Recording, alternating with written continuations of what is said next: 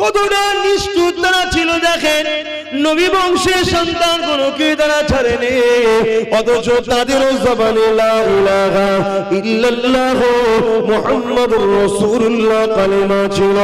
যে নবীর কালেমা বলেছে ওই নবী বংশের ছেলেদেরকে তারা ছাড়েনি। ইমামে হুসাইন হুজুরের দিকে রওনা দিয়ে দিয়েছে, ইমামে মুসলিম হুজুরকে শহীদ পর্যন্ত করে দেওয়া হয়েছে। এবারে মুহাম্মদ আর ইব্রাহিম দুটো ছোট্ট ছোট্ট বাচ্চাকে খোঁজা হতে লেগেছে। এই দুটো ছোট্ট বাচ্চা যে সাহাবী হুজুরের বাড়িতে ছিল, ওই সাহাবী হুজুর পরিস্থিতি খারাপ দেখে এই দুটো ছোট্ট বাচ্চাকে ফজরের সময় সকাল হব হালকা অন্ধকার রয়েছে, একজনের হাতে দায়িত্ব দিয়ে বলল মদিনা জমিনে যে কাফেলা গুলো যায় ব্যবসার জন্য ওই কাফেলাকে ধরিয়ে দেবে। বাচ্চাগুলো হাঁটতে হাঁটতে কমসে কম মায়ের গায়ে যেন পৌঁছে যায়। আহারে নবী বংশের বাচ্চার হিফাজত আমরা করতে পারছি না, বড় আফসোসের বিষয় এটা। এমন করে সেই বাচ্চা দুটোকে যা দায়িত্ব দিয়েছিল সে ছাড়তে গিয়ে দূর থেকে কাফেলাকে দেখিয়ে দিয়েছে হালকা অন্ধকারে, এবং ছোট্ট ছোট্ট দুটো বাচ্চা ওই কাফেলাকে ধরতে না পেরে কাফেলাটা হারিয়ে যায়। আবার ঘুরতে ঘুরতে ঘুরতে কুফার জমিনে প্রবেশ হয়ে যায়। মনে রাখবেন, যার যেখানে মৃত্যু আছে পৃথিবীর কোন শক্তি সেখান থেকে সরাতে পারবে না। তকদিরের ব্যাপার আল্লাহ ছাড়া কে বোঝে। দুই বাচ্চার কপালে লেখা আছে কুফার জমিনে আল্লাহর দ্বীনের জন্য ইমামে হুসাইনের পক্ষে দাঁড়িয়ে ওই বাচ্চাগুলো জামে শাহাদাত পান করবে।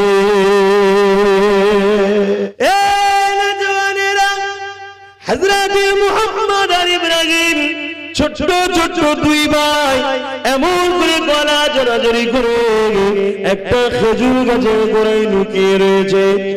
এমন সময় একজন মহিলা সকাল হব ফজরের সময় হয়েছে, পানি আনতে গিয়ে বাচ্চাদের কান্নার আওয়াজ শুনতে পেয়ে অনেক বড় কথা ছোট্ট ছোট্ট করে কিছু কিছু বলছি।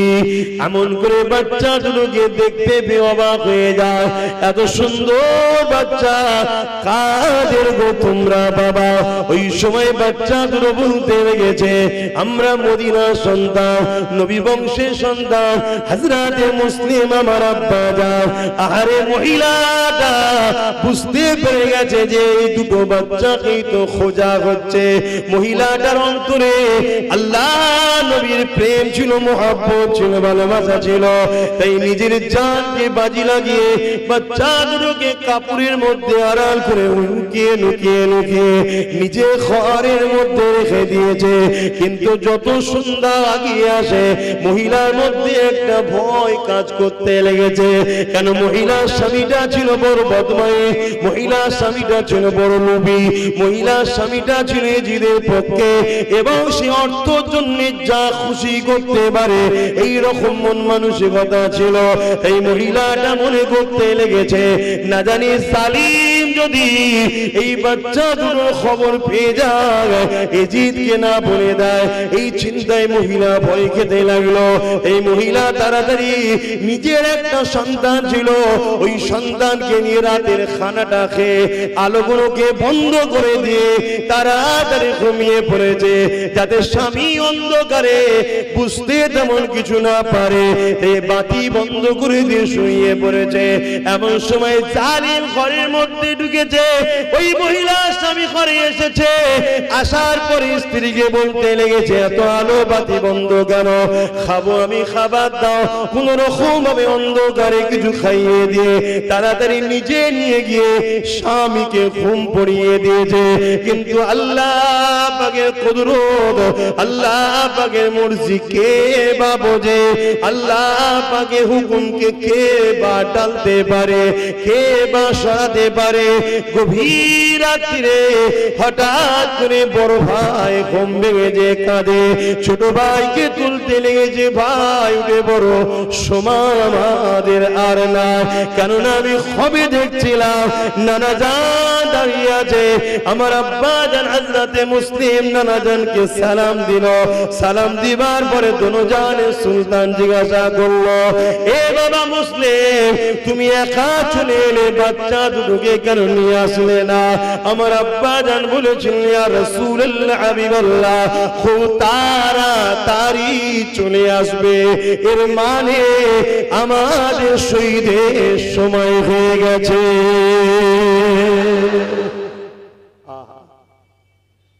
আল্লাহ দেখো তারা দ্বীনের জন্য কি করেছে আজকে আমরা দ্বীনের উপকার তো দূরের কথা দ্বীনের ক্ষতির জন্য উঠে পড়ে লেগেছি এ নওজোয়ান তরুণেরা আল্লাহ নবী নবী দা নবী একদিন নবী আমার মদিনা নববী শরীফে বসে আছেন দুই কোলে দুটো বাচ্চাকে নিয়ে আল্লাহ নবী আদর করে চুমা দেয় ভালোবাসে হঠাৎ করে হযরত জিবরাইল সাল্লাম চলে আসলেন আর এক রাতের মধ্যে আছে তিন বাচ্চাকে নিয়ে বসে আছেন এসে আল্লাহ নবীকে বললেন ইয়া রাসূলুল্লাহ হাবিবাল্লাহ এই দুই বাচ্চার মধ্যে একটাকে আপনি রাখেন আর একটাকে আল্লাহ পাক নিয়ে নেবেন ভেবে দেখুন পরীক্ষাটা কেমন দিন দুনিয়ার বাদশা দুটো বাচ্চাকে কোলে করে নিয়ে বসে আছে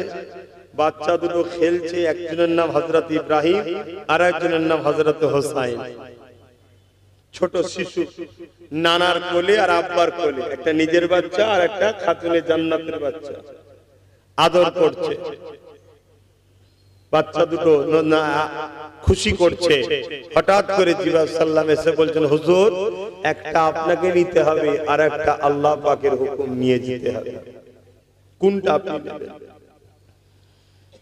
আল্লাহ পাক যাকে যত ভালোবাসে তাকে আল্লাহ পাক তত পরীক্ষা নাই আল্লাহ নবী কথাটা শোনার সাথে সাথে নবী পাকের চোখ দিয়ে পানি জারি হয়ে যায় দাড়ি মুবারক দিয়ে গড়িয়ে গড়িয়ে আল্লাহ নবী জুব্বা মুবারকে পানি পড়তে লেগেছে নবী আমার কাঁদতে লেগেছে এমন সময় আল্লাহ নবী হোসাইনকে দিল না হযরত ইব্রাহিমকে দিয়ে দিল এতে কে নবী আমার প্রমাণ করে দিল মানুষেরা আমি রাসূলুল্লাহ হোসেনকে কত ভালোবাসি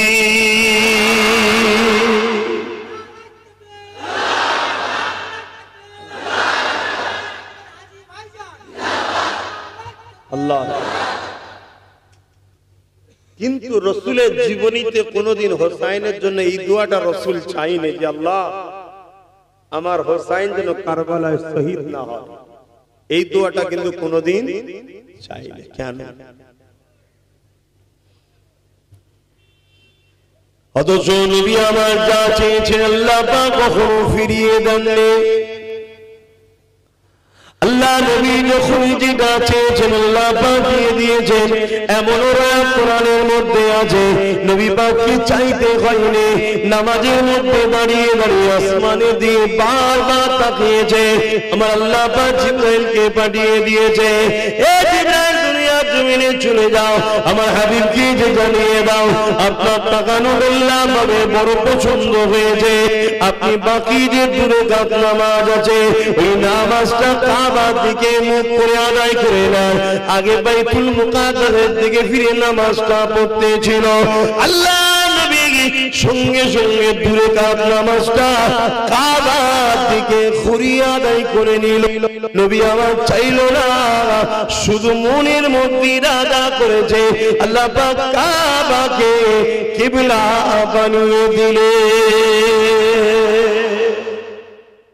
সেই নবী তো বললেই হতেন যে আল্লাহ আমার বাচ্চা হোসাইন যেন কারবালায় শহীদ না হয় আর হোসাইনের তো মর্যাদার তো অভাব নেই দুনিয়ায় জান্নাতের সার্টিফিকেট পেয়ে গেছে যুবকদের সরদার হবে তাহলে কি দরকার ছিল এত কষ্ট করা নানার উম্মতদের ঘরে শিখিয়ে দিল যতই কঠিন অবস্থায় এসুক না কেন রাসূলের দ্বীনের সঙ্গে কখনো গাদ্দারি করবে না আল্লাহ নবী যখন দুনিয়া থেকে চলে গেলেন হযরত সিদ্দিক আকবর খলিফা হলেন আবু বকর সিদ্দিক চলে যাওয়ার পর উমর ফারুক খলিফা হলেন उमर फारूक चले যাওয়ার পরে উসমান গনি খলিফা হলেন।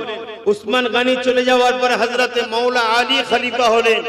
হুজুর চলে যাওয়ার পরে দুটো দল তৈরি হয়ে গেল।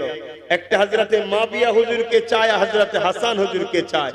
হযরতে হাসান হুজুরও খলিফা ঘোষণা দিলেন, তাকে মাননেওয়ালারা, আর আরেক দল মাননেওয়ালারা হযরতে মাবিয়া হুজুরকে খলিফা ঘোষণা দিলেন।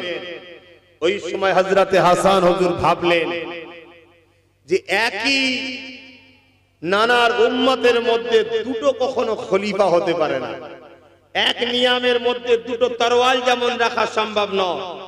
তাই তিনি নিজে আগিয়ে হযরতে মাবিয়া হুজুরের কাছে গিয়ে আলোচনার পর নিজের খেলাফত থেকে ইস্তেফা দিলেন। হযরতে মাবিয়া হুজুর আমিরুল মুমিনিন হয়ে গেলেন, বাদশাহ শাহিনশাহ খলিফা হয়ে গেলেন। 20 বছর রাজত্ব করেছিলেন। 20 বছরে কোনদিনের জন্য হযরতে মাবিয়া হুজুর হাসান হোসেন হুজুরের শানে গুস্তাগি করেন, বেয়াদবি করেন। কিন্তু মাবিয়া হুজুর ইন্তেকালের পরে জোর করে খেলাফত দখল করলো। মদিনার মানুষেরা কিন্তু মেনে নিল না। কি করে মানবে বলেন? নবী সাহাবারা কি একজন মাতালকে কখনো লিডার বলে মানতে পারে? নবী সাহাবারা একজন দুর্নীতিবাজ লোককে কখনো লিডার বলে মানতে পারে?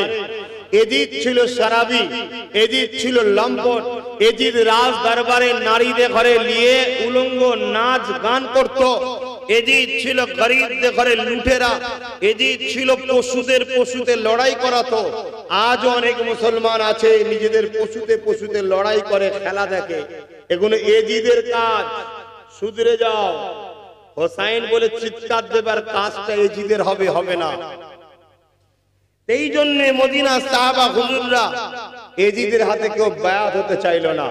ওই সময় এজিদ দেখলো হোসাইনকে যদি বায়াতটা করতে পারি, অর্থাৎ আমার যদি সাপোর্ট করাতে পারি, তাহলে সবাইকে সহজে হয়ে যাবে। ঠিক না বেটি? মেন মাথা চলে এলে তো পুরো শরীরই চলে যাবে। তাই পাইগম এসে গেল, ইমামে হোসাইন হুজুরকে গভর্নর ডাক দিল। যাবার পরে খবর পেলেন যে এজিদ খলিফা দাবি করেছে, আপনাকে বায়াত নিতে বলেছে। ইমামে হোসাইন হুজুর বলেছিলেন আমার নিতে কোনো আপত্তি ছিল না। মাবিয়া হুজুরের হাতে আমার ভাই নিজে খেলাফত ছেড়ে দিয়ে মাবিয়া হুজুরকে খেলাফত দিয়েছে। তাহলে আমি হোসাইন, আমার গদি, সাম্রাজ্য, রাজত্বর কোনো লোভ লালসা নাই। যদি থাকতো আমার ভাইও তাহলে মাবিয়া হুজুরকে ছাড়তো না। বুঝছেন তো নাকি? কিন্তু মাবিয়া হুজুর ছিলেন ভালো। এজিদ সারাফি, বদমাইশি, লম্পট, এমনকি মায়ের সঙ্গে বেটির সাথে বিবাহ পর্যন্ত এজিদ জায়েজ করে দিয়েছিল। আমার রাসূলের রিসালাতকে অস্বীকার করত, আমার নবীর দ্বীনের বিরুদ্ধে ছিল, গরিবদের উপরে লুট, অত্যাচার, মারপিট করে সর্বসময় বেড়াতো, মদ নারী নিয়ে ফুর্তিতে জিন্দেগি কাটাতো। এজন্য আমি হোসাইন তার হাতে হাত দিতে পারবো না। আর আমরা আজকে যারা হোসাইনি দাবি করি, আমরাও তাদেরকে সাপোর্ট করি যারা এই মেয়ে, মদ, জুয়া, শরাব নিয়ে ব্যস্ত, তাদেরকে সাপোর্ট করি। আচ্ছা, আমরা বলি আমরা হোসাইনি। আল্লাহ নবীর নওয়াজাকে যখন এই কথাটা বললেন, এই কথাটাই জিদের কাছে পৌঁছে গেল যে ইমামে হোসাইন আপনার দুর্নীতির বিরুদ্ধে আপনাকে কখনো সাপোর্ট করবে না। তখন এজিদ দেখলো ইমামে হোসাইনকে জোর করে হলো বায়াত নিতে হবে, কেননা হোসাইন যদি আমাকে না মানে একদিন হোসাইনের দিকে তার নানা উম্মতেরা দাঁড়িয়ে যাবে, তাহলে আমার রাজগদিটা নিরাপদ নয়। আর হোসাইনকে যদি মানিয়ে নেওয়া যায়, তাহলে দ্বিতীয় কোনদিন আর এই জমিনের উপরে আমার বিরোধী করার কেউ থাকবে না। তাই চেষ্টা করব।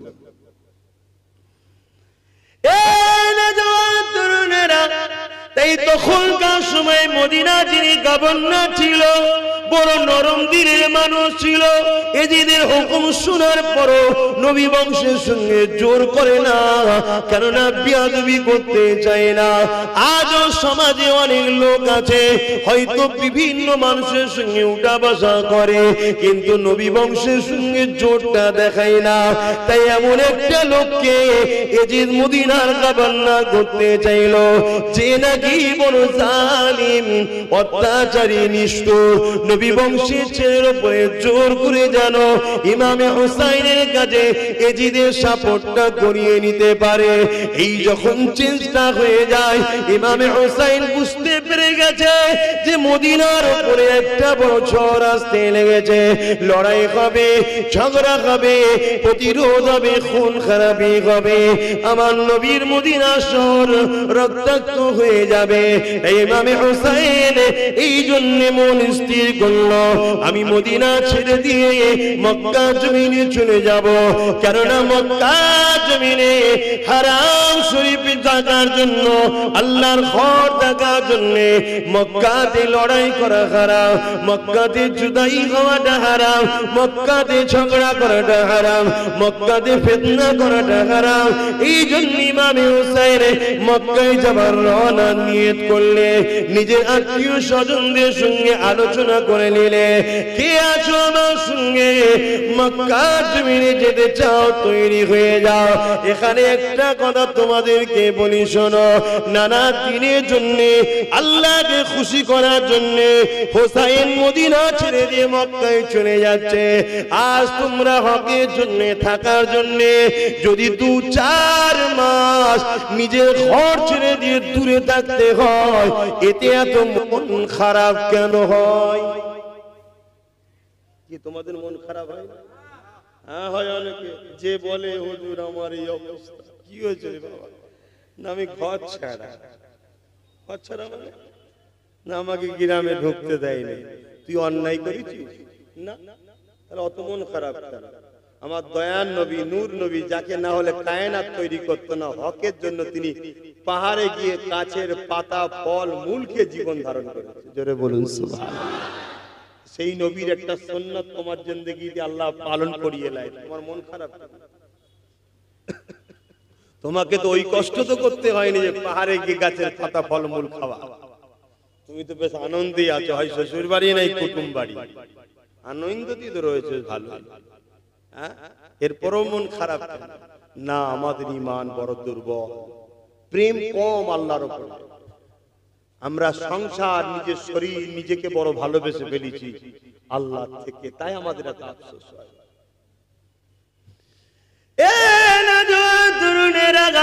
ভেবে দেখে যিনারা হাজী সাহেব রয়েছেন, আল্লাহ পাকের কাবা শরীফ তওয়াফ করেছে, মদিনা শরীফে গেছে। মদিনা শরীফে 8 দিন থাকতে হয়, 40 ওয়াক্ত নামাজ। কেউ কয়েকদিন, 2 দিন, কোনো কারণে বেশি হয়ে যায়। এই সামান্য কয়েকদিন মদিনা শরীফ থেকে যখন হাজিরা করে ফিরে আসতে লাগে, ওই হাজিরা চোখের পানিকে রুখে রাখতে পারে না। তাদেরকে সবাই সান্ত্বনা দেয়, সবর করো, সবর করো। তথাপি ও তারা বারবার সবুজ গম্বুজটা দেখে আর কেঁদে ফেলে, চোখে পানিকে তারা রুখতে পারে না। ইয়া রাসূলুল্লাহ, আমরা হিন্দুস্তানের মুসলমান, আমরা আপনার কাছে এসেছিলাম, আজ সময় হয়ে গেছে, চলে যেতে হচ্ছে। থাকার ইচ্ছা থাকলেও থাকতে পারবো না, কেননা রাষ্ট্রের আইনের সিস্টেম রয়েছে, আমাকে রাখবে না। ইয়া রাসূলুল্লাহ, আপনাকে ছেড়ে বিদায় নিতে বড় ব্যথা হয়, চোখের পানি ফেলে হাজিরা কাঁদে। তাহলে ভেবে দেখেন সেই দিন ইমামে হুসাইনের কত না কষ্ট হয়েছিল, যে রাস্তাতে হুসাইন ছোটবেলা থেকে নানার কাঁধে কাঁধে ঘুরে বেরিয়েছে, যে গলিতে গলিতে রাসূলুল্লাহর হাত ধরে ঘুরেছে, নবীর কাঁধে কাঁধে ঘুরেছে। এ যুবকেরা, এত সহজ নয় জিন্দা করা, আল্লাহ দ্বীনের জন্য নিজেকে দায়ী বানানো এত সহজ নয়, আল্লাহর জান্নাতে নিজেকে বানিয়ে নেওয়া এত সহজ নয়। মনে রেখে দিও যুবকেরা, অন্যায় করলেও তুমি মরবে, নাই করলেও তুমি মরবে, নামাজ পড়লেও মরবে, না পড়লেও মরবে, আল্লাহ মানলেও মরবে, না মানলেও মরবে, নবীর পক্ষে থাকলেও মরবে, শয়তানের পক্ষে থাকলেও মরবে, শরাব ছেড়ে দিলেও মরবে, শরাব খেলেও মরবে, হারাম না খেলেও মরবে, হারাম খেলেও মরবে। এই দুনিয়াটা শুধুমাত্র একটা পরীক্ষার জায়গা, এখানে আমরা আল্লাহর জন্য যদি জিন্দেগি কাটাই, অর্থাৎ আমি যা কিছু করব আল্লাহর জন্য করব, আমি নামাজ পড়ব আল্লাহর জন্য, আমি রোজা রাখবো আল্লাহর জন্য, আমি হজ করব আল্লাহর জন্য, আমি যাকাত দেব আল্লাহর জন্য, আমি দান খয়রাত করব আল্লাহর জন্য, আমি মা বাপকে ভালোবাসবো আল্লাহর জন্য, আমি সংসার করব, স্ত্রীকে ভালোবাসবো আল্লাহর জন্য, ছেলে মেয়েদের দেখভাল করবো আল্লাহর জন্য, আমি রাষ্ট্রকেও ভালোবাসবো আল্লাহর জন্য। হিন্দু, দলিত, আদিবাসী, সাঁওতাল, বাগদি, যে কোনো ধর্মের মানুষ হোক না কেন, মানুষ হিসাবে মানুষকে সাহারা দেবে, মানুষ হিসাবে মানুষকে ভালোবাসবে। এই ভালোবাসাটাও আল্লাহর জন্য হবে, কারণ নবী আমার জানিয়ে দিলে লা ইয়ারহামুল্লাহু মান লা ইয়ারহামুন নাস, যে মানুষকে ভালোবাসে না আল্লাহ পাকের দয়া সে পাবে না। তাই আমরা যা কিছু করব আল্লাহর জন্য, আল্লাহর জন্য, কাউকে যদি নেতা বলে মেনে নিই আল্লাহর জন্য, কারো যদি বিরোধী করি আল্লাহর জন্য, কাউকে যদি মুফতি বলে মানি আল্লাহর জন্য, কাউকে পীর বলে মানি আল্লাহর জন্য, কারো যদি বিরোধী করি আল্লাহর জন্য, তবেই সে প্রকৃত ঈমানদার। তাই নবী আমার জানিয়ে দিলেন, মান আহাব্বা লিল্লাহ ওয়া আবগাদা লিল্লাহ ওয়া আতা লিল্লাহ মান আলিল্লাহ ফাকাদ ইসতাকমালাল ঈমান। এ যুবক, এই জিন্দেগি তোমার চিরস্থায়ী নয়, আজ আছো কাল চলে যাবে, কোনো গ্যারান্টি নাই তোমার দাদু বেঁচে থাকবে তুমি চলে যেতে পারো। কত যুবক তোমাদের গ্রামে জানাজা হয়েছে, যখন কোনো শয়তানি খেয়াল আসবে, পাপ কাজ করতে মন যাবে, আল্লাহ পাক নারাজ হবে এমন কোন কাজ করতে মন যাবে, একবার কবরস্থানে ঘুরে এসো, দেখে নিও তোমার মতো কত যুবক ওই কবরে শুয়ে আছে। এই বলে দিয়ে যায় পরিবর্তন হয়ে যায়, এই জমিনটা অন্য কারণে আল্লাহ, এই আসমানটা অন্য কারণে আল্লাহ, যে দুটো চোখ তুমি পেয়েছো অন্য কেউ দেয়নি আল্লাহ দিয়েছে, যে দুটো কান আমাদের রয়েছে অন্য কেউ দেয়নি আল্লাহ দিয়েছে, যে দুটো পা যে অন্য কেউ দেয়নি আল্লাহ দিয়েছে, তুমি যে জবানে কথা বলো আমি যে বলছি এটা অন্য কেউ দেয়নি আল্লাহ দিয়েছে। এই যে মিম্বার শরীফে আমি বসেছি, এত হাজার হাজার মানুষ যে আমার কাছে এসেছে, তোমাদেরকে অন্য কেউ আনেনি আল্লাহ এনেছে।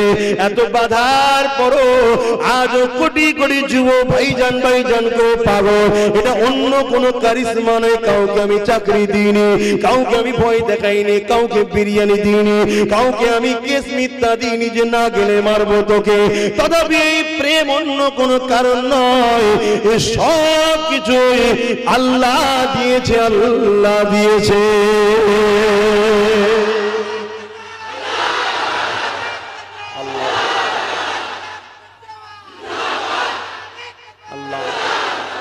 আমরা যা কিছু করব কার জন্য? জোরে বলো। হোসাইনের বিরুদ্ধে এজিদ এই জন্য লেগেছিল, হোসাইন আল্লাহর দিকে, এজিদ শয়তানের দিকে। আপনারা কোন দিকে থাকবেন, আল্লাহর দিকে না শয়তানের দিকে? কিন্তু মুখে তো বলি, থাকি তো কোন দিকে? তবে আলহামদুলিল্লাহ অনেক চেঞ্জ হচ্ছে, আলহামদুলিল্লাহ চেঞ্জ হচ্ছে না হয়নি? অনেক চেঞ্জ হচ্ছে। অনেক যুবক ছেলে আল্লাহ করে নামাজের দিকে যাচ্ছে, রোজার দিকে যাচ্ছে, মোবাইলে গান বন্ধ করে দিয়ে জলসা শুনছে, গজল শুনছে, কি তারপরে জালিমদের পাশ থেকে বহু মানুষ সরে যাচ্ছে, ন্যায়ের দিকে, সত্যের দিকে যাচ্ছে না, যায় না, পরিবর্তন হচ্ছে। কিন্তু পরীক্ষা আল্লাহ নেবে না।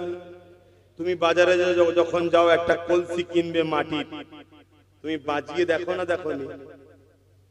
কি গো, দেখো না, দেখোনি? কেন দেখো না? ওটা আমার করবো তাই। ডুপ্লিকেট হলে লোবো না, অরিজিনাল হলে লোবো, তাই তো? তাহলে আল্লাহ তিনার করবে যাতে ঘরে একটু বাজিয়ে দেখবে না? কি গো, বাজাতে গিয়ে দেখা যাবে মিথ্যা কেস খেয়ে গেছে, টেনশন নিলে হবে না, কেন আমি তো হকের উপরে আছি, এটা আমার আল্লাহর পরীক্ষা ছিল।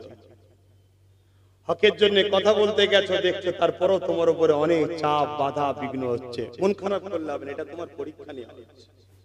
আমরা স্বাভাবিক যেটাই কিনি একটু পরীক্ষা করে নিই, কেন আমার করবো তাই। আল্লাহ তিনি আমাদেরকে পরীক্ষা ছাড়া কেন তিনি আর করবে?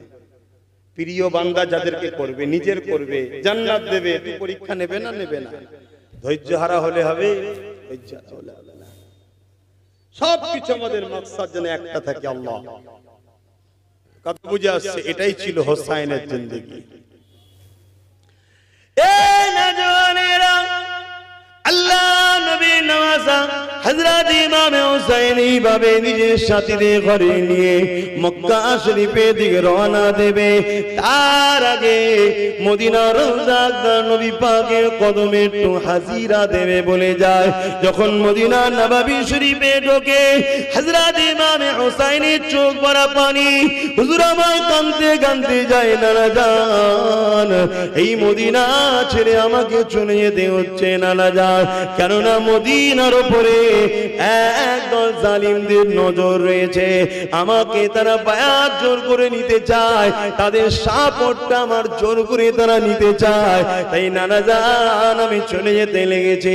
এই বিদায়টা নিবার জন্য যখন আগিয়ে যায়, কদম ফেলতে ফেলতে যাচ্ছে, চোখের পানি ফেলতে ফেলতে যাচ্ছে, হঠাৎ করে যখন নবী পাকের মেম্বার শরীফে সোজাসুজি যায়, হযরত ইমাম হুসাইন ওই মেম্বারের দিকে তাকিয়ে তাকিয়ে কাঁদে আর মনে করতে লাগে, আর এই মেম্বারে যখন আমার নানা জান খুতবা দিত আর আমরা দুই ভাই ছোট ছোট ছিলাম, যখন নববী শরীফে ঢুকতাম, আল্লাহ নবী নিজে আগে গিয়ে দুই বাচ্চাকে তুলে নিয়ে নিজের পাশে বসিয়ে রাখতে। যুবকেরা, আল্লাহ নবীর জীবনীতে এমন ইতিহাস পাওয়া গেছে, ইমাম হাসান হুসাইন নুকিয়ে নুকিয়ে নববী শরীফের পাশ থেকে দেখতেন কখন নানা জান সিজদায় যাবে। যখনই সিজদায় চলে যায়, ইমাম হাসান হুসাইন ছুটে গিয়ে আল্লাহ নবীর পিঠ মুবারকে দুজনে উঠে বসে পড়তেন, দুদিকে পা দিয়ে বসে গিয়ে নানা জানের চুল মুবারককে মজবুত করে ধরে বসে থাকতো। আল্লাহ নবী তিনবারের জায়গায় 70 বার হয়ে যেত তাসবিহ পড়তে, সুবহান রাব্বিল আলা সুবহান রাব্বিল আলা, কেননা মাথা তুললে বাচ্চা দুটো পড়ে যাবে। আর যে হাসান হুসাইনকে সিজদা অবস্থাতে নবী পিঠে বসিয়ে রেখে তাসবিহকে বাড়িয়ে দিতে, সে হাসান হুসাইনের উপরে যারা জুলুম করেছে এদেরকে আল্লাহ কখনো মাফ করবে না। কোন দিক দিয়ে যদি এদের সঙ্গে আমাদের সম্পর্ক হয়ে যায়, বড় ভয় হয় আল্লাহ না আমাদেরকেও জাহান্নামে দিয়ে দেয়। আল্লাহ নবীর নওয়াজা ইমাম হাসান হুসাইন হুজুর আল্লাহ নবীর রওজা মোবারকের কাছে গেলেন, নানা জানকে সালাম দিলেন, চোখ ভরা পানি দিয়ে সেখানে কথাবার্তা হওয়ার পরে বিদায় নিলে। অনেক বড় কথা মক্কা জমিনে পৌঁছে গেল, এদিকে কুফার মানুষের খবর গেল ইমাম হুসাইন এবং সাহাবা হুজুররা এমন করে এজিদের কাছে বায়াতটা নাইনে, এই কুফার মানুষেরা সঙ্গে সঙ্গে ইমাম হুসাইনের বায়াত নেবে বলে, হুসাইন হুজুরকে সাপোর্ট করবে বলে ইমাম হুসাইন হুজুরকে চিঠিটা লিখে পাঠিয়ে দিল। ওই চিঠিটা পাওয়ার পরে ইমাম হুসাইন হুজুর সাহাবাদেরকে পরিবারদেরকে দেখাতে লাগলো, দেখো দেখো কুফার মানুষেরা আমাকে তারা মেনে নিয়েছে, এজিদকে তারা মানতে চায় না। বড় দুঃখের সাথে বলতে হয় এই মুসলমানের মধ্যে থেকে একদল মুসলমান আজও আছে এই হুসাইনের গোলামকে দালাল বলেছে, আর একদল লোক রয়েছে এই হুসাইনের গোলামকে ভাই বলে মেনে নিয়েছে। সেদিনও ছিল, আজও আছে, মন খারাপ করার কিছু নেই। বিচার তো একটা জায়গায় হয়, হবে কোথায় বলুন না? হ্যাঁ, তোমাদের উলুবেড়িয়াতে নয়, আর কলিকাতাতেও নয়, আর দিল্লিতেও নয়, আর পৃথিবীর কোন জায়গায় নাই। বিচারের একটা জায়গা আছে, কোথায়? সুম্মা নুফিকা উখরা ফাইযাহুম কিয়ামুন ইয়ানজিরুন। ময়দানে নাগল দিলে যেমন আলো ওঠে, মানুষ উঠবে জমিন থেকে তার রবের দিকে যাবে। এমনি এমনি বানাইনি আমাদের ঘরে, সব হিসাব সেখানে নিয়ে হবে। জবান দিয়েছিলাম আমি, প্রচার করেছিলিস কার? তাকত দিয়েছিলাম আমি, খরচ করেছিলিস কোথায়? যৌবন দিয়েছিলাম আমি, খরচ করেছিলিস কোথায়? আল্লাহ হিসাব নেবে না? নেবে না? একটু বুঝে বুঝে চলো। হোসাইন হুজুরের জীবনীটা দেখো, বোঝো কিসের লড়াই, গদির লড়াই নয়, হক আর না হকের লড়াই।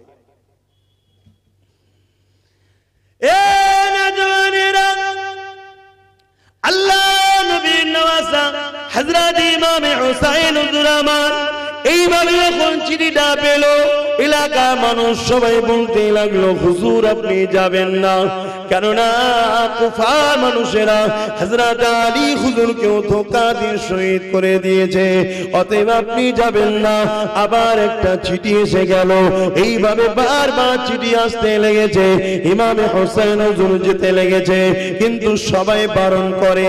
ঠিক এমনই সময় একটা চিঠি এসেছে, যে চিঠিতে হাজার হাজার মানুষের সই রয়েছে এবং তাতে লেখা রয়েছে, ও হযরত ইমাম হোসেন, আমরা জালিমকে সাপোর্ট করতে চাই না, আপনাকে সাপোর্ট করতে চাই। যদি আপনি না আসেন, কিয়ামতের দিনে আপনার নানা জানকে আমরা জানাবো যে হোসেন এলো না বলে এই নাচারে আমরা জালিমকে মানতে বাধ্য হয়েছিলাম। এই জায়গায় আপনি সেদিন জবাবটা দেবেন। এই চিঠিটা দেখার পরে ইমাম হোসেন সাথে সঙ্গীদেরকে বলতে লাগলো, এবারে আমার জন্য আর থাকা যাবে না, যাওয়াটা বড় জরুরি হয়ে গেছে। এই কথাটা যখন শুনলো, সাহাবা হুজুররা পরামর্শ দিলে, আপনি নয় দুদিন পরে যাবেন, আপনার একজন কাউকে প্রতিনিধি করে প্রথমে পাঠান। ইমাম হোসেন হুজুর তিনা ভাইকে পাঠালেন, হযরত মুসলিম হুজুরকে পাঠিয়ে দিলেন। হুজুরের সঙ্গে দুটো ছোট বাচ্চা চলে গেল, কুফার জমিনে পৌঁছে গেল। কুফার জমিনে যাবার পরে জামে মসজিদে নামাজ পড়ে নিয়ে হযরত মুসলিম হুজুর খুতবা দিতে লাগলেন, ওয়াজ করতে লাগলেন, বাবার ইমাম হোসেনের পক্ষে থেকে আমি এসেছি, যারা হোসেনের বায়াত নিতে চাও তারা আমার হাতে বায়াত নিয়ে নাও। একটা দুটো নয়, 12,000 মানুষ বায়াত নিয়ে নিল। এইভাবে হুজুর আমার দেখলেন পরিস্থিতিটা বড় ভালো, তাই চিঠি লিখে দিলেন, ও হযরত ইমাম হোসেন, হুজুর পরিস্থিতি বড় ভালো, আপনি চলে আসে। চিঠি বহন করে রওনা হয়ে গেল, কিন্তু এই খবরটা ওদিকে আবার এজিদের কাছে চলে গেল। এজিদ দেখলো কুফার যে গভর্নর রয়েছে সে বড় নরম দিলের মানুষ, নবী বংশের সঙ্গে বিয়াদবি করবে না। আজও আমাদের এলাকায় হয়, কোন জায়গার মুসলমানকে দেখা যাচ্ছে কোন একজন অফিসার আছে, হয়তো নিরপেক্ষর সাথে ভালোবেসে চলছে, অমনি দেখা যায় কিছু কিছু জালিম আছে, তখন এই পুলিশ অফিসারটাকে চেঞ্জ করতে, এটা বদমাইশকে বলে। বদমাইশ বলতে যাতে ওনাদের কথা মতো চলে, এ আজও করে, কথা বুঝছেন না? কাউকে টাইট দিবার জন্য এগুলো করে, এখনো চলছে। তো সেদিনও ইমামে হোসেন হুজুর দেখলেন যে আজকে পরিস্থিতিটা, কুফার যে গভর্নর সে বড় নরম দিলে, তাই তাকে সরিয়ে দিয়ে একজন কঠোর জালিমকে বসালো। অসুবিধা হচ্ছে নাকি তোমাদের? সে জালিম এসেই যেদিক দিয়ে ইমামে হোসেন হুজুর ঢুকবে সেই দিক দিয়ে মুখ টুক ঢেকে ঢুকছে।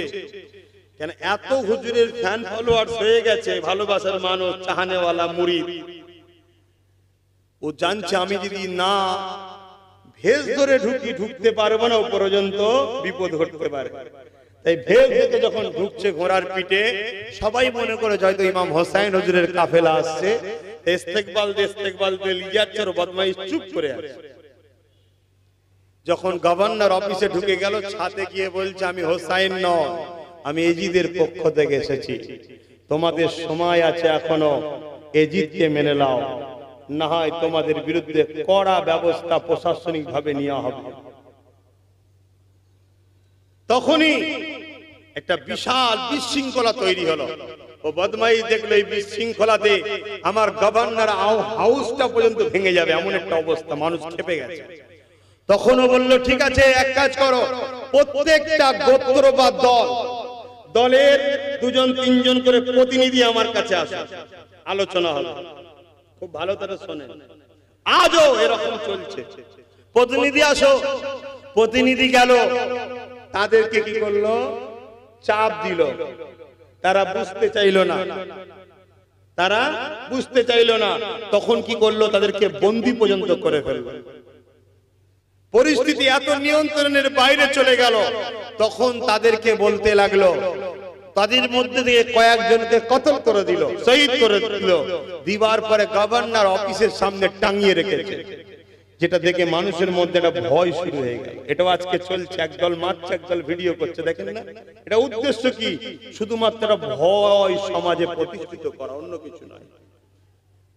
ভয় কখনো, আল্লাহকে যারা ভয় করে তারা অন্য কাউকে কখনো ভয় করতে পারে না।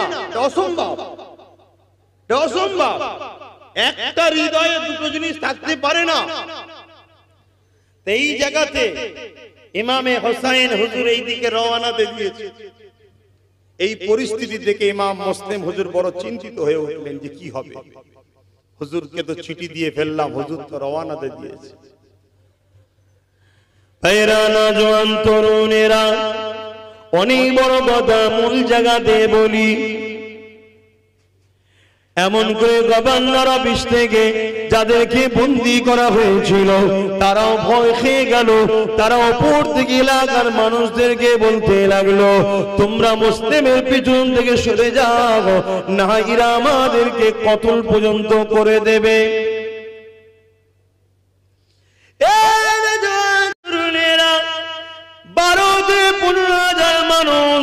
এমনকি একটা সময় 30,000 মতো লোক ইমাম মুসলিম হুজুর হাতে বায়াত নিয়েছিলেন। তারা সবাই এক ভাষণে ভয় খেয়ে গেল, যে যা করে ঢুকে গেল। ইমামে মুসলিম হুজুর যে একটু সারা পাবে, কারো বাড়িতে যে থাকবে, থাকতে পর্যন্ত দিল না। এই যুবকেরা কুফার জামে মসজিদে হুজুর আমার নামাজ পড়তে এলেন জুম্মার দিনে। এমন করে দেখা যায় ওনার পিছনে কেউ আর নাই। দুটো ছেলেকে নিয়ে হুজুর আমার ফজরের নামাজ আদায়টা করে নিলে। হুজুর আমার বুঝতে পেরে যে দুটো ছেলেকে আল্লাহ নবীর একজন বয়স্ক সাহাবী ছিলেন, তিনার বাড়িতে লুকিয়ে রেখে নিজে আর এক জায়গাতে গা ঢাকা দিলে। এ যুবকেরা হুজুর আমার ভাবতে লেগেছে আমরা শহীদ হয়ে যাব, কোনো অসুবিধে না। ইমামে হোসাইন হুজুরকে চিঠি দিয়ে দেওয়া হয়েছে, হুজুর যদি চলে আসে কি না মুসিবত হয়ে যাবে। সেই দিনও মুনাফিকি করেছে কিন্তু মুসলমানরা। আজও কিছু মুসলমান আছে মুনাফিকি করে, আমরা বুঝি। তারপরও হকের জন্য আমাদের ঘরে কথা বলতে হয়, চলতে হয়, আগাতে হয়। আমরা আল্লাহর উপরে ভরসা করে চলি।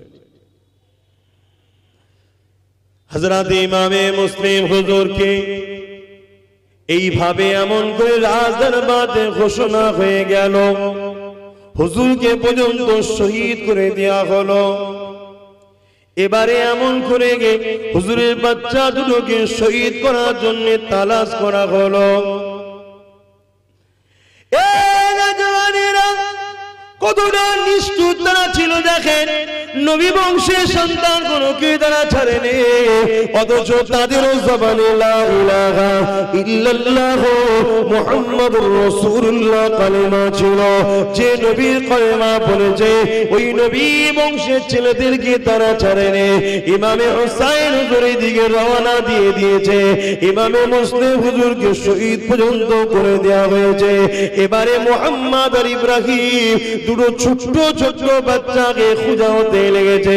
এই দুটো ছোট্ট বাচ্চা যে সাহাবী হুজুরের বাড়িতে ছিল, ওই সাহাবী হুজুর পরিস্থিতি খারাপ দেখে এই দুটো ছোট্ট বাচ্চাকে ফজরের সময় সকাল হব হালকা অন্ধকার রয়েছে, একজনের হাতে দায়িত্ব দিয়ে বলল মদিনা জমিনে যে কাফেলা গুলো যায় ব্যবসার জন্য, ওই কাফেলাকে ধরিয়ে দেবে। বাচ্চাগুলো হাঁটতে হাঁটতে লাগবে কমসে কম মায়ের গায়ে যেন পৌঁছে যায়। আহারে নবী বংশের বাচ্চার হিফাজত আমরা করতে পারছি না, বড় আফসোসের বিষয় এটা। এমন করে সেই বাচ্চা দুটোকে যা দায়িত্ব দিয়েছিল সে ছাড়তে গিয়ে দূর থেকে কাফেলাকে দেখিয়ে দিয়েছে হালকা অন্ধকারে, এবং ছোট্ট ছোট্ট দুটো বাচ্চা ওই কাফেলাকে ধরতে না পেরে কাফেলাটা হারিয়ে যায়। আবার ঘুরতে ঘুরতে ঘুরতে কুফার জমিনে প্রবেশ হয়ে যায়। মনে রাখবেন, যার যেখানে মৃত্যু আছে পৃথিবীর কোন শক্তি সেখান থেকে সরাতে পারবে না। তকদিরের ব্যাপার আল্লাহ ছাড়া কে বোঝে। দুই বাচ্চার কপালে লেখা আছে কুফার জমিনে আল্লাহর দ্বীনের জন্য ইমামে হোসেনের পক্ষে দাঁড়িয়ে ওই বাচ্চাগুলো জামে শাহাদাত পান করবে। আল্লাহ লিখে রেখেছে, কে চেঞ্জ করবে? আমাদেরও কার কি কপালে লেখা আছে আমরা জানি না, এটা চেঞ্জ করতে কেউ কখনো পারবে না। হযরত মুহাম্মদ আর ইব্রাহিম ছোট ছোট দুই ভাই এমন করে গলা জড়াজড়ি করে একটা খেজুর গাছের গোড়ায় লুকিয়ে রয়েছে। এমন সময় একজন মহিলা, সকাল ফজরের সময় হয়েছে, পানি আনতে গিয়ে বাচ্চাদের কান্নার আওয়াজ শুনতে পেয়ে অনেক বড় কথা ছোট্ট ছোট্ট করে কিছু কিছু বলছি। এমন করে বাচ্চাগুলোকে দেখতে পেয়ে অবাক হয়ে যায়। এত সুন্দর বাচ্চা কাদের গো তোমরা বাবা? ওই সময় বাচ্চাগুলো বলতে লেগেছে, আমরা মদিনার সন্তান, নবী বংশের সন্তান, হযরতে মুসলিম আমার আব্বা যান। আহারে মহিলাটা বুঝতে পেরে গেছে যে এই দুটো বাচ্চাকেই তো খোঁজা হচ্ছে। মহিলাটার অন্তরে আল্লাহ নবীর প্রেম ছিল, মহব্বত ছিল, ভালোবাসা ছিল। তাই নিজের জানকে বাজি লাগিয়ে বাচ্চা দুটোকে কাপড়ের মধ্যে আড়াল করে লুকিয়ে লুকিয়ে লুকিয়ে নিজে ঘরের মধ্যে রেখে দিয়েছে। কিন্তু যত সন্ধ্যা আগিয়ে আসে মহিলার মধ্যে একটা ভয় কাজ করতে লেগেছে। কেন? মহিলার স্বামীটা ছিল বড় বদমাই, মহিলার স্বামীটা ছিল বড় লোভী, মহিলার স্বামীটা ছিল জিদের পক্ষে, এবং সে অর্থের জন্য যা খুশি করতে পারে এই রকম মন মানসিকতা ছিল। এই মহিলাটা মনে করতে লেগেছে, না জানি সালিম যদি এই বাচ্চা দুটোর খবর পেয়ে যায়, এজিদকে না বলে দেয়, এই চিন্তায় মহিলা ভয় খেতে লাগলো। এই মহিলা তাড়াতাড়ি নিজের একটা সন্তান ছিল, ওই সন্তানকে নিয়ে রাতের খানাটা খেয়ে আলোগুলোকে বন্ধ করে দিয়ে তাড়াতাড়ি ঘুমিয়ে পড়েছে, যাতে স্বামী অন্ধকারে বুঝতে তেমন কিছু না পারে। এই বাতি বন্ধ করে দিয়ে শুয়ে পড়েছে। এমন সময় জালিম ঘরের মধ্যে ঢুকেছে। ওই মহিলা স্বামী ঘরে এসেছে, আসার পরে স্ত্রীকে বলতে লেগেছে, এত আলো বাতি বন্ধ কেন? খাবো আমি, খাবার দাও। কোন রকম ভাবে অন্ধকারে কিছু খাইয়ে দিয়ে তাড়াতাড়ি নিজে নিয়ে গিয়ে স্বামীকে ঘুম পড়িয়ে দিয়েছে। কিন্তু আল্লাহ পাকের কুদরত, আল্লাহ পাকের মর্জি কে বা বোঝে? আল্লাহ পাকের হুকুমকে কে বা টালতে পারে, কে বা সরাতে পারে? গভীর রাত্রিরে হঠাৎ করে বড় ভাই ঘুম ভেঙে যে কাঁদে, ছোট ভাইকে তুলতে লেগেছে, ভাই উঠে বড় সময় আমাদের আর না। কেননা আমি খবে দেখছিলাম নানা জান দাঁড়িয়ে আছে, আমার আব্বা জান হযরতে মুসলিম নানা জানকে সালাম দিল। সালাম দিবার পরে দোনো জানের সুলতান জিজ্ঞাসা করলো, এ বাবা মুসলিম, তুমি একা চলে এলে, বাচ্চা দুটোকে কেন নিয়ে আসলে না? আমার আব্বা জান বলেছিলেন, ইয়া রাসূলুল্লাহ, হাবিবাল্লাহ, খুব তাড়াতাড়ি চলে আসবে, এর মানে আমাদের শহীদের সময় হয়ে গেছে।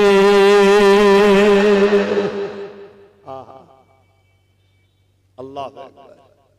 দেখুন তারা দ্বীনের জন্য কি করেছে। আজকে আমরা দ্বীনের উপকার তো দূরের কথা, দ্বীনের ক্ষতির জন্য উঠে পড়ে লেগেছি। আজকের ফেরাউন, আজকের দাজ্জাল, আজকের কি বলে এজিদকে আমরা সাপোর্ট করে যারা পাওয়ারের জোরে আমার মসজিদ আমার মাদ্রাসাকে সন্ত্রাসের আখড়া বলছে, বলে না আমার দিনকে মিটাবার চেষ্টা করছে না করেনি, আমার বোরখার বিরুদ্ধে বলে না তাদেরকে তো আমরাই শাবাশি দিয়েছি, দিনকে শেষ করছি আমরা।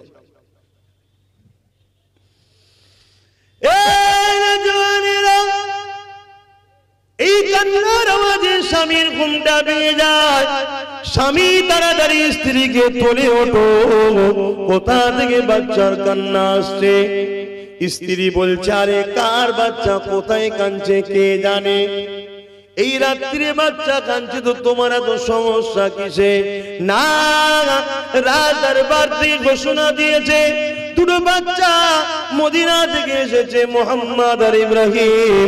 এই দুটো বাচ্চাকে যে ধরে দিতে পারবে তাদেরকে অনেক পুরস্কার দেওয়া হবে।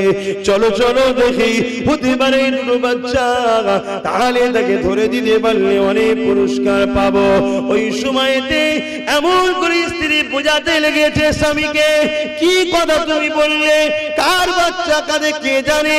আর যদি সেই দুটো বাচ্চা হয়, কি করে এই বাচ্চা দুটোকে তুমি রাজার হাতে তুলে দিয়ে পুরস্কার নেবে? তুমি কি এত বড় অত্যাচার জুলুম করতে পারবে নবী বংশের উপরে? তখন সে বলতে লাগলো, না, আমার অর্থ লাগবে, পয়সা লাগবে, অর্থ লাগবে, পয়সা লাগবে। বড় দুঃখের বিষয়, আজও কিছু মুসলমান আছে অর্থের জন্য, পদের জন্য, পয়সার জন্য সেই নবী বংশের বাচ্চা আমাকেও গাল দিতে পিছপা হয়নি, ঠিক না বেটি? এটা দুঃখ করার কিছু নেই, হবে, সেদিন ছিল, আজ থাকবে না। যদি মুহাম্মদ ইব্রাহিমকে বলতে পারে, আমাদেরকে বলবে না? হতে পারে। আমরা তো অনেক দূর চলে এসেছি রে বাবা, 1400 বছর হয়ে গেছে, তখন টাটকা কি গো অসুবিধা হচ্ছে? বলবো না, দোয়া করে দেবো, কিন্তু শুধু শুনবে না বুঝবে? বোঝো, তুমি ভেবনি বেশ আমি তো ভালোই আছি। না, ইমামে হোসাইন হুজুরের বিরুদ্ধে একটা সাহাবী ছেলে লেগেছিল, একটা সাহাবী ছেলে, এক সাহাবী হুজুরের ছেলে, তার ছিল 25,000 সৈন্য, একটা টিম ছিল। কত? 25,000। তাকে বলেছিল হোসাইনের বিরুদ্ধে তোমাকে একটা জায়গা থেকে গভর্নর করা হলো, কাগজ দিল, লেটার, অমুক জায়গা তুমি গভর্নর, কিন্তু তুমি গভর্নর হবার আগে কারবালায় একটা লড়াই হবে হোসাইনের সাথে, ওই লড়াইটাকে করে তারপরে তুমি গভর্নরে যাবে। সে লেটারটা নিয়ে ঘরে গিয়ে নিজের স্ত্রী, আত্মীয় স্বজনের সাথে আলোচনা করলো। সবাই বললে, নবী বংশের ছেলেদের সঙ্গে লড়াই করতে যাস না। তখন তার মধ্যে একটা চেঞ্জ এলো, সে ফিরেছে, পরের দিন বলল, না, আমি হোসাইনের সঙ্গে লড়াই করতে পারবো না। তখন তাকে বলল, তোমাকে যে গভর্নরের দায়িত্ব দেওয়া হয়েছিল, লেটারটা ফেরত দাও। লেটারটা দেখলো, দেখার পরে বলল, না, আমি লড়াই করতে যাব। একটা পদের লোভে হোসাইনের বিরুদ্ধে চলে জাহান্নামী হয়ে গেল। শুনছেন? এটা পদের জন্য, এটা পদ। আর এটাও শুনে রেখে দেন, এজিদ এবং তার সঙ্গী সাথীদের ঘরে আমার আল্লাহ বেশি দিন দুনিয়ায় সুখ করতে দেয়নি। 3.5 মাসের মধ্যে তাদের নাম নিশানা আল্লাহ মিটিয়ে দিয়েছিল। জোরে বলুন সুবহানাল্লাহ। এজিদ ভেবেছিল হোসাইন মিটে গেলে আর কোনদিন আমার বিরুদ্ধে কেউ দাঁড়াতে পারবে না। মানুষ যতটা না চুপ ছিল, নবী পরিবার যখন দামের শহর থেকে মদিনার দিকে ফিরে আসছিল, হোসাইনের পরিবার, নবী বংশের পরিবার, মহিলারা, তাদের জবানের যে কবিতা ছিল, সেই কবিতা বিশ্বের মানুষদের ঘরে যে রাস্তা দিয়ে গেছে ঈমানকে আরো জাগিয়ে দিয়েছিল। এই জাগানোতে মানুষ এমন একটা অগ্নিও গিরিন্নয় হয়ে গেল, ওই আগুনে বেশি দিন সময় লাগলো না। 3.5 মাসের মধ্যেই এজিদ ও তার সাম্রাজ্য পুরো নেস্তে নাবুদ আল্লাহ করে দিয়েছিলেন। জোরে বলুন সুবহানাল্লাহ। শুনছেন তো? এজিদের কিভাবে মরণ হয়েছিল জানেন? কাবা শরীফেও পর্যন্ত এজিদ আগুন ধরিয়ে দিয়েছিল, জানেন এসব ইতিহাস?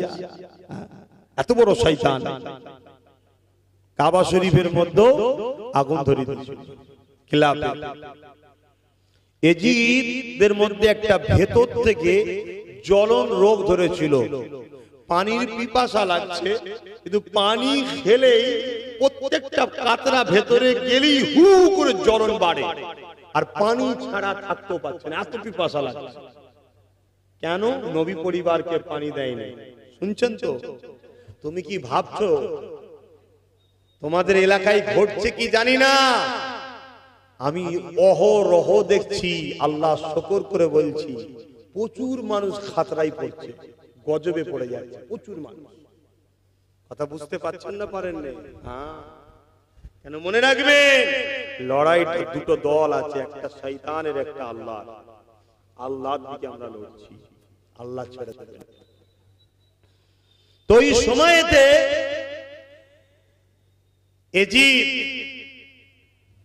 এই পিপাসা লাগে, অথচ পানি খায় আর জ্বলন আরো বাড়ে। এইভাবে তার রাজত্বে যত হাকিম, ডাক্তার, বৌদ্ধ যা ছিল সবাই চেষ্টা করেছে, কিছুতে পারছে না। এজন্য তারা সবাই এজিদকে সবসময় মদ, নারী, বিভিন্ন কিছু দিয়ে ভুলিয়ে রাখতে চাইছে, যাতে করে এই কষ্টটা এজিদ ভুলে থাকে, কিন্তু তাও ভুলতে পারছে না। লাস্টে একদিন এজিদ তার ছেলেকে ডেকে বলছে, শোনো, আমি চলে যাবার পরে এই সিংহাসনের হকদার তুমি। আল্লাহ কি না পারে, কার ঘরে কেমন ছেলে। বাপ দেখেন কত ভালো ছিল, হযরত মাবিয়া হুজুর, তার ঘরে এক শয়তান জন্ম হলো। আবার ওই শয়তানের ছেলে এজিদ তার ছেলেকে বলছে তুমি হকদার। ছেলে বাপের মুখের উপরে বলছে, যে সিংহাসনের গদিতে, যে রাজত্বে, যে রাজক্ষমতাতে হোসাইনের খুন লেগে আছে, ওই গদিতে আমি লাথি মারি, আমি তোমার মতো বেউজ্জতি হয়ে জাহান্নামে যেতে রাজি নয়। জোরে বলুন সুবহানাল্লাহ। এর চেয়ে বড় শাস্তি আর কি হতে পারে? সবকিছু করলাম, ঝেড়ে ঝুড়ে মেরে 3 মাসও সহ্য করতে পারছি না, চলে যেতে হচ্ছে, আবার ছেলের মুখে এত বড় অপমান। খোদার মার দেখছেন, এই খোদার মার দেখছেন তো, এ মার আরো হবে। আজও যারা এজিদের পক্ষে আছে তাদেরও হবে ইনশাআল্লাহ। লাস্টে ও ঘোড়ার পিঠে উঠে ফুর্তি, আনন্দ, ভ্রমণের জন্য ওকে সবাই বুঝিয়ে বাজিয়ে নিয়ে যাচ্ছে, যাতে শরীরের কষ্টটা কম হয়। ঘোড়া, এজিদের পুষা ঘোড়া, তাকে মা সামনের পা তুলে দিয়ে জমিনে ফেলে দিয়েছে, আর কোন একটা কারণ ভাবে পাটা ওই যার উপর রাখে, দেখেন না কি বলে ওটাকে, ওতে পাটা বেঁধে গেছে। ওই অবস্থায় ঘোড়া ছুটছে, এজিদকে ঘিসড়ে ঘিসড়ে নিয়ে যাচ্ছে। বড় একটা পাথরে লেগেছে, মাথা চূর্ণ বিচূর্ণ হয়ে গেছে। ঘোড়াকে কেউ থামাতে পারেনি, অর্থাৎ একটা অবলা পশু বলে দিল, জি নবীন নওয়াসার বিরোধী জালিমকে আমিও প্রতিশোধ নেব। জোরে বলুন সুবহানাল্লাহ।